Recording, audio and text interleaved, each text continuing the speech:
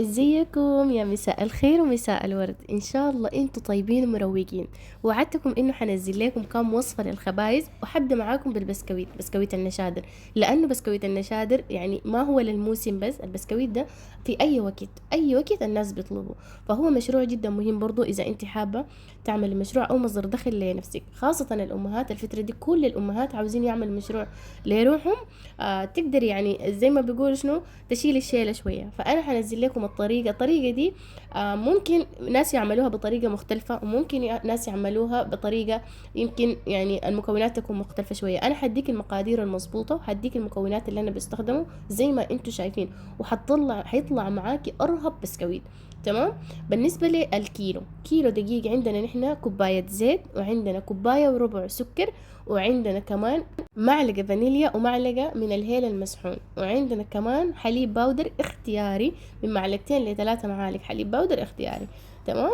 وعندنا النشادر معلقة كبير. هحكي لكم قصة النشادر، يعني مشكلته شنو مع البسكويت. دي المكونات بالنسبة لكيلو دقيق، وعلى حسب نوع الدقيق برضو ممكن كمان ياخد معاكي أقل من الكيلو. هنا عندنا معلقة من الكاستر ومعلقة من النشا. ممكن تعملي معلقة من النشا وتكتفي، وممكن تعملي معلقة من الكاستر وتكتفي. تمام. وطيب ما ممكن استغنى عنه عادي، بتقدر تستغنى عن النشا والكاستر، يعني ما هو بالضرورة. أمهاتنا بيعملوا الخبايز من غير نشا، من غير كاستر، ومن غير بيض.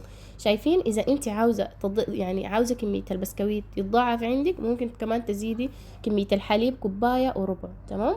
كوبايه وربع حليب، كوبايه وربع سكر، وكمان فانيليا وهيل. الهيل يا جماعه بدي للبسكويت نكهه رهيبه شديد. والنشادر زي ما قلت لك، انت استخدمي معلقه كبيره من النشادر. ولما تيجي تعمل الخلطه بتاعت السوائل، اصبروا شويه عشان تشوفي النشادر شغال ولا لا.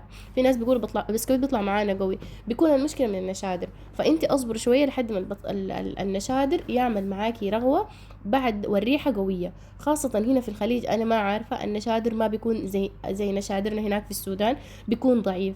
عشان كده اذا انت ضفتي مثلا معلقه ونص من النشادر يبقى ممتاز. طيب ما استخدمتي باكنج بودر، ما بتستخدمي، انا ما بستخدم باكنج بودر. اذا انت حابه تستخدمي كيفك، بس انا ما قاعد استخدم باكنج بودر. تمام. بالنسبه للفرن، انا بشغل في البسكويت الفرن الفوق والتحت مع بعض على درجه حراره مثلا. الفرن العادي الصغير بيستخدم 230. الفرن الكبير، الفرن بتاع البوتاجاز، قاعد يستخدم 200 و 220. تمام. عموما انت بتعرفي فرنك، او انت اللي اشتغلت على فرن كتير وحتعرفي تظبطي درجة الحرارة. البسكويت بيطلع معاكي بالرهابة دي من غير بيض.